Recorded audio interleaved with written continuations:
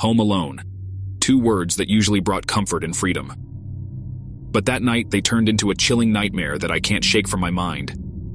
It all began innocently enough, just an ordinary evening when my family was away, leaving me to enjoy the solitude of our cozy little house.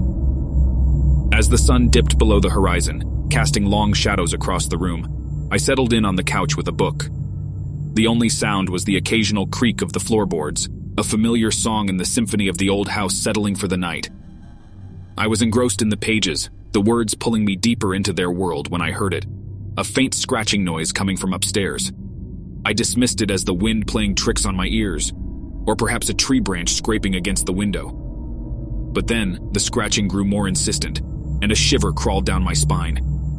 I glanced toward the staircase, a sliver of darkness leading up to the unknown. With a hesitant breath, I got up, determined to investigate the source of the noise.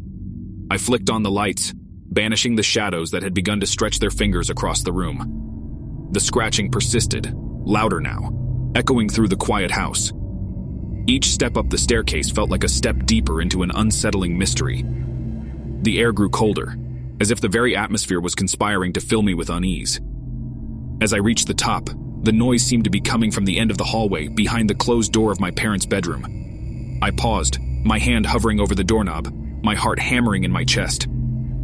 Gathering my courage, I turned the knob and pushed the door open, the creaking hinges adding to the eerie ambiance.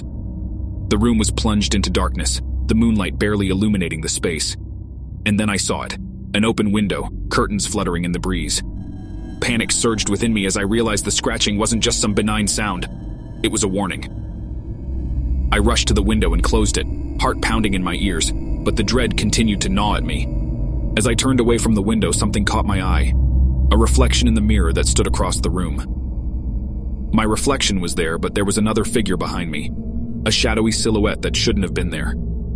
My breath caught in my throat as I slowly turned around, only to find an empty room devoid of any presence. The room seemed to close in on me, the walls pressing closer as the silence became oppressive.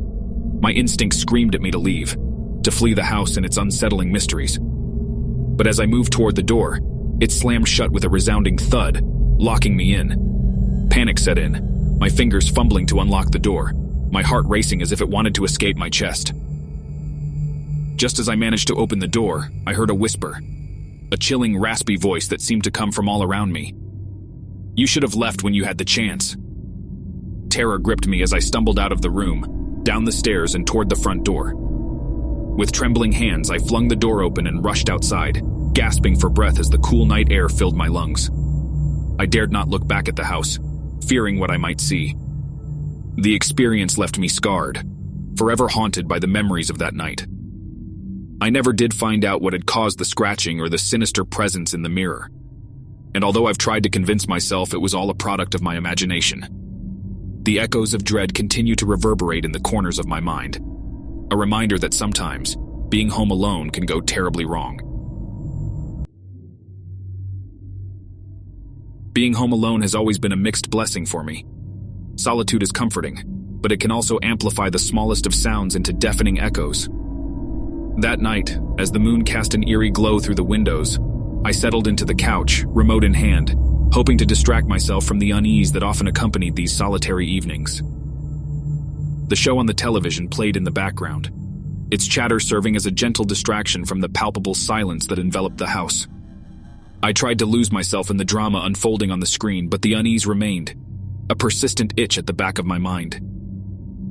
As I adjusted the blanket around my shoulders, a soft rustling reached my ears.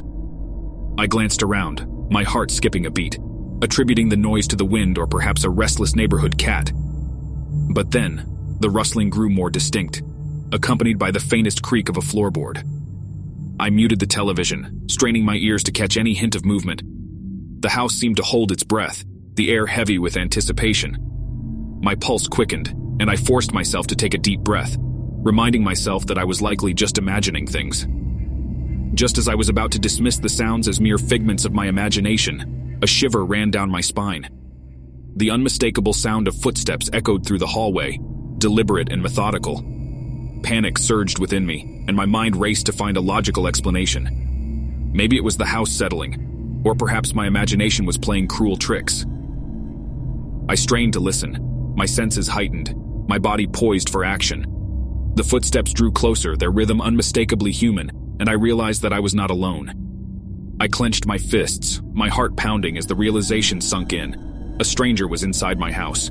My thoughts raced, 1,000 scenarios playing out in my mind. Should I hide? Should I call the police? I reached for my phone, my fingers trembling as I dialed 911, praying that help would arrive in time. As I whispered my address to the dispatcher, the footsteps continued their relentless advance, growing louder, more menacing. The dispatcher assured me that help was on the way, but the seconds felt like an eternity as I waited in paralyzed fear. The footsteps reached the living room and I held my breath, my eyes fixed on the hallway entrance. A shadow emerged, a figure cloaked in darkness, its features obscured by the dim light. My heart raced as I watched, my phone pressed to my ear, the dispatcher's voice a distant murmur. The figure moved slowly, deliberately, its footsteps unnaturally silent as it approached the couch where I sat frozen. I pressed myself against the cushions, my breath coming in shallow gasps, my mind a whirlwind of terror. The room felt like a trap, the walls closing in around me as the intruder drew nearer. And then, as if sensing my presence, the figure turned its head, its eyes locking onto mine. In that instant, time seemed to stand still, a silent understanding passing between us. My grip on the phone tightened, my voice caught in my throat as I held the stranger's gaze. With a sudden surge of adrenaline, I lunged for the front door, my heart pounding like a drum. The figure reached out, its fingers brushing against my shoulder, sending a shockwave of fear through my body.